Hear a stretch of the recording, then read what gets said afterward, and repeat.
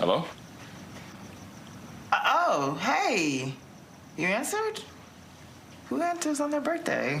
You called me but didn't want me to answer? The plan admittedly had some holes.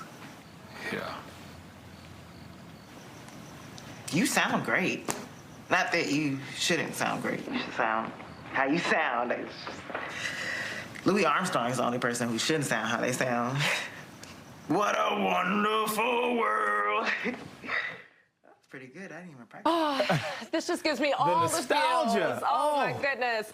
That right there is a clip from Issa Rae's acclaimed HBO hit Insecure, starring actor Jay Ellis. You may also know him from his roles in BET's The Game, also Top Gun Maverick. In the summer, though, he took on 2 new roles, author and father of 2. That's right. His new book is called Did Everyone Have an Imaginary Friend? Well, that's a question for you. Or was it just me?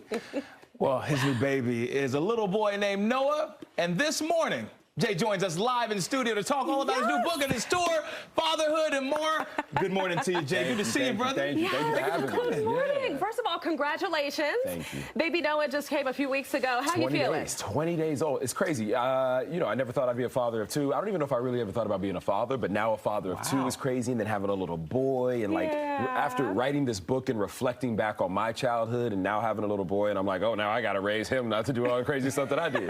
But it's amazing to have the energy in the house. It's fun. My daughter adores him and loves him. Yeah, Nora, so it's nice.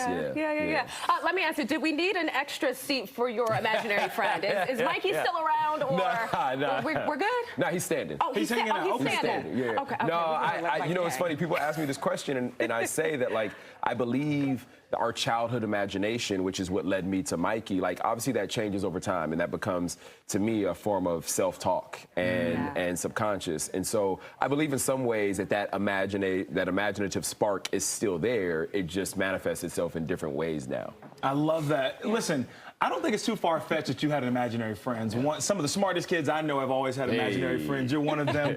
I want to talk about the idea that maybe you could possibly bring one of these characters to life in a film. You've been directing over the last few years. A lot of people don't know that about you unless you follow you and you've been following his journey. You'll know.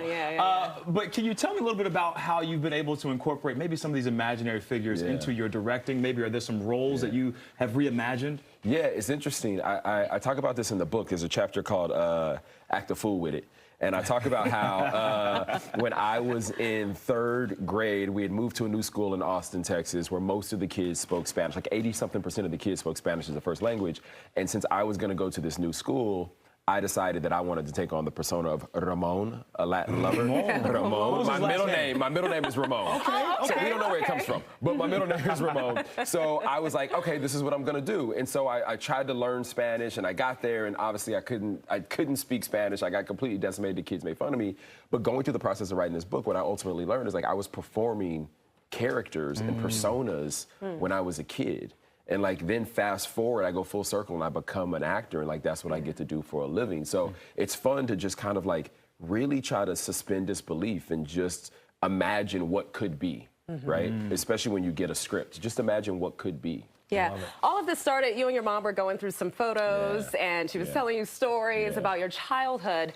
I want to ask you, when you met Mikey and you were traveling so much, coming from a military family, what, 12 schools? 12 schools and 13. From kindergarten to high school to my senior year, I went to 12 schools and 13 years. What did Mikey help you discover about yourself that you still carry with you today? Yeah, it's such a great question. I kind of asked this question at the beginning of the book, like, why do we have imaginary friends? And I'm an only child, so why did I have an imaginary friend? But, and I hope that through these stories you can kind of understand that, but I think it's, our childhood imagination gives us what we need to protect us. It fills the gaps of what we need in our lives. And I think that all of these lessons and adventures that I went on in the book with Mikey, like, ultimately I kind of learned, like, do you? You'll be good. I learned about role models that were right next to me when I used to look at, like, tabloids to see what the stars were doing. And, like, really my grandfather, who was right next to me, was, like, as much of a role model as anyone who I'd ever met in my life. And so I think there's all these lessons that I picked up along the way. And truly, I think I'd kind of lost my own touch with imagination and creativity and play, even though I get to play pretend as a living as an actor. But writing this book has made me realize how important imagination, creativity, and play is for all of us. Yeah, I want to talk about your writing process just a little bit. First of all, this is a fantastic book. Thank you, man. For this to be your first book is incredible. Your language here, your conversational style in writing, the conversations have been incredible. Was there any stories that you felt that just didn't make the book, but could have made the book? That you knew you were like, I'm not going to do that. I don't want to expose too much about myself. No, I mean, there's all kinds of things. It's such an interesting balance when you are telling your own stories, but you also still want to like respect people's identity and their privacy, right? So like every name in the book has been changed, for example. And I think like there's this story of some friends of mine when we were seniors in high school. We went to a party. We found a pair of keys in the parking lot, or in the street. We picked it up. We found which car it was. We decided to take the car for a joyride.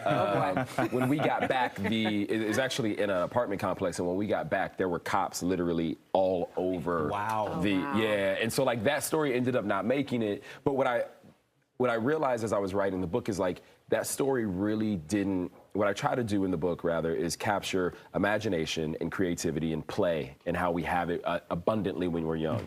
And then this loss of innocence happens, and this coming of age happens, and then we lose it, and then now we're just out in the world. And that story just felt like just outside of the time gap that I'm talking about in my life, so I ended up not telling that one. Well, let me ask you before we go, because we know the book tour, MLK Library today with Jason Reynolds. Yes, Jason Reynolds, the great Jason Reynolds. The Jason Reynolds. Wow, Jason Reynolds. That's a huge hit. And then the Issa Rae is going to be joining you on the LA stop. Real quick, because huge fans of Insecure here. Team Lawrence. All the way. I got Nathan in Houston, by the way. I got Kendrick in Houston. Ken.